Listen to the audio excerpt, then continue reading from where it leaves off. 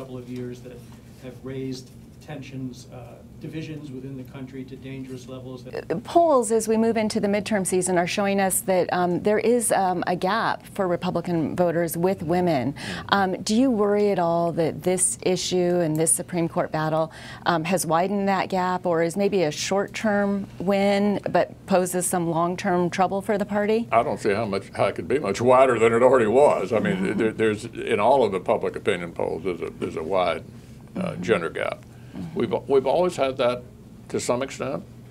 It clearly is wider than it used to be.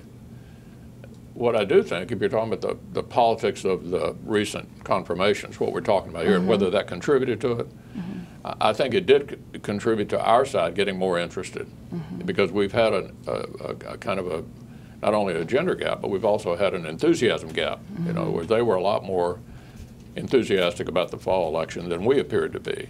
I do think that the controversy over this, ironically, produced like an adrenaline shot for the people on our side. Why do you think the gender gap is wider now than it has been previously? Well, it's an interesting question, and something I'm not happy with, and I hope we can improve in the coming weeks and years. Republican women are not winning their Senate races, and in contrast, there are a larger number of Democratic women who have won their primaries and are running now for seats in the Senate. It's a great frustration.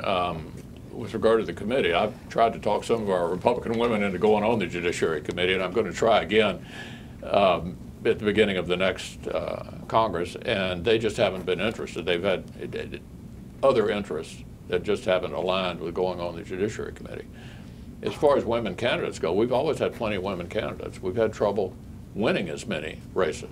Senator Lisa Murkowski from Alaska was the only Republican to oppose Judge Kavanaugh's nomination. You know, she ended up voting present, but she made it clear that she opposes him. And President Trump wasn't very happy about it, and he said that, you know, she's never going to recover in Alaska. Do you think, A, that that's true, or B, is that fair? Well, she's certainly going to recover. This is a woman who got elected with a write-in vote in 2010. She's about as strong as you could possibly be in Alaska. Nobody's going to beat her. I'm proud she's in the Republican conference, and I would remind everyone she voted for Justice Gorsuch. She voted for all 26 of our circuit judges, and she's a Republican in our conference in very good standing. What did you say to the president after he tweeted about her? I don't think we talked about it. What would you say to him about that? What I just said.